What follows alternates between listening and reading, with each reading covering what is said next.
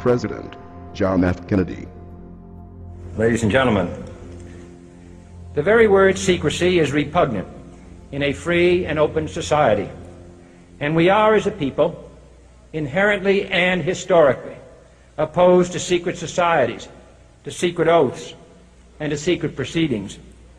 We decided long ago that the dangers of excessive and unwarranted concealment of pertinent facts far outweighed the dangers which are cited to justify it. Even today, there is little value in opposing the threat of a closed society by imitating its arbitrary restrictions. Even today, there is little value in ensuring the survival of our nation if our traditions do not survive with it. And there is very grave danger that an announced need for increased security will be seized upon by those anxious to expand its meaning to the very limits of official censorship and concealment. That I do not intend to permit to the extent that it's in my control. And no official of my administration, whether his rank is high or low, civilian or military, should interpret my words here tonight as an excuse to censor the news, to stifle dissent, to cover up our mistakes, or to withhold from the press and the public the facts they deserve to know. For we are opposed around the world by a monolithic and ruthless conspiracy that relies primarily on covert means for expanding its sphere of influence, on infiltration instead of invasion, on subversion instead of elections, on intimidation instead of free choice, on guerrillas by night instead of armies by day. It is a system which has conscripted vast human and material resources into the building of a tightly knit, highly efficient machine that combines military, diplomatic, intelligence, economic, scientific, and political operations. Its preparations are concealed, not published. Its mistakes are buried, not headlined. Its dissenters are silenced, not praised. Its dissenters are silenced, not praised.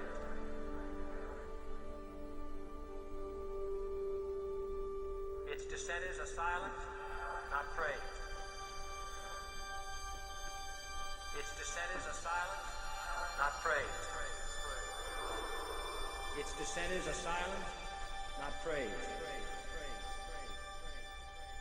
Its dissenters are silenced, not praised. No expenditure is questioned, no rumor is printed, no secret is revealed.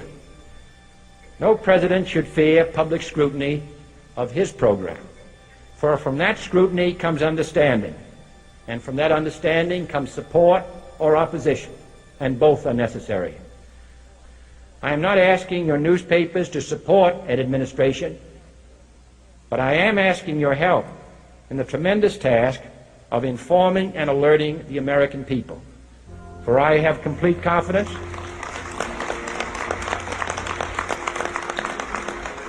in the response and dedication of our citizens whenever they are fully informed. I not only could not stifle controversy among your readers, I welcome it. This administration intends to be candid about its errors, for as a wise man once said, an error doesn't become a mistake until you refuse to correct it. We intend to accept full responsibility for our errors, and we expect you to point them out when we miss them. Without debate, without criticism, no administration and no country can succeed, and no republic can survive. That is why the Athenian lawmaker Solon decreed it a crime for any citizen to shrink from controversy. And that is why our press was protected by the First Amendment, the only business in America specifically protected by the Constitution, not primarily to amuse and entertain, not to emphasize the trivial and the sentimental, not to simply give the public what it wants, but to inform, to arouse, to reflect, to state our dangers and our opportunities, to indicate our crises and our choices, to lead, mold, educate, and sometimes even anger public opinion. This means greater coverage and analysis of international news, for it is no longer far away and foreign, but close at hand and local. It means greater attention to improved understanding of the news, as well as improved transmission. And it means, finally, that government at all levels must meet its obligation to provide you with the fullest possible information outside the narrowest limits of national security. And so it is to the printing press, to the recorder of man's deeds, the keeper of his conscience, the courier of his news, that we look for strength and assistance, confident that with your help, man will be what he was born to be, free and independent.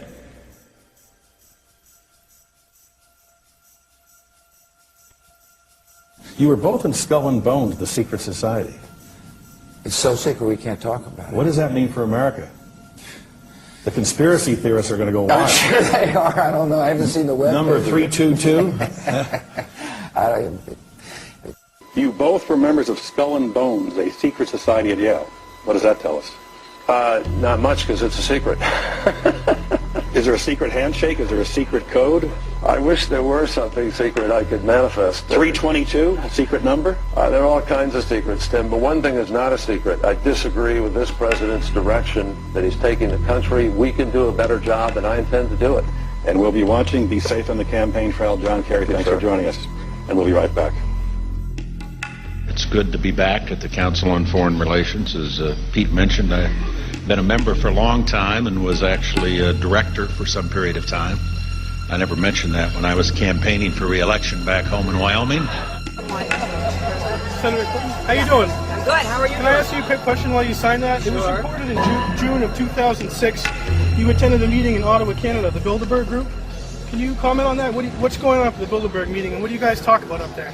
I have no idea what you're talking about. Yeah, you do. I was reported you were up there, and people saw you up there. I just want to know what you guys talk about and meet about up there. Sir, I don't know. Why are they such top secret meetings? I have no idea what you're talking Your about. husband went to a Bilderberg meeting too. I'm just wondering. I'm not being rude or anything. No, I just want to know what happens at these meetings. Well, since I wasn't there, I have no idea. Okay, thank you, Senator. Thank you. How are you? There you go. Thank you very much. Listen, I am a happy member of the Bohemian Grove. I like the folks who come there, and it's really inappropriate for me to talk about the group beyond that. Thank you. Have you been there for the ceremony with the cremation of care? Frankly, I don't think that's something I need to talk to you about.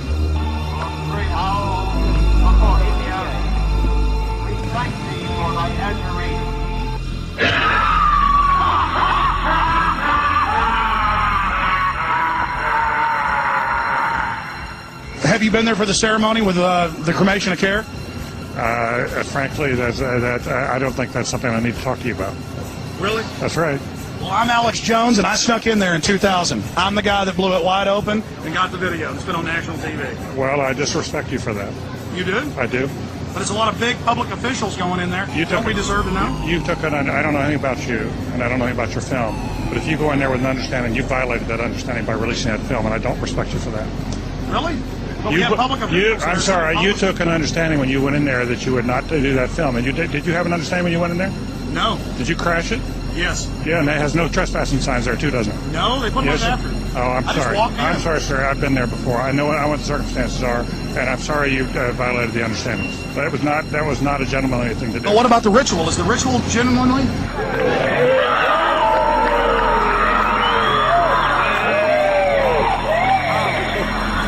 Sir, everything. I don't owe you this comment. I know. This is what's called ambush journalism, and I disrespect you for that as well. So thank you and goodbye. The ritual? That's none of your damn business. Oh.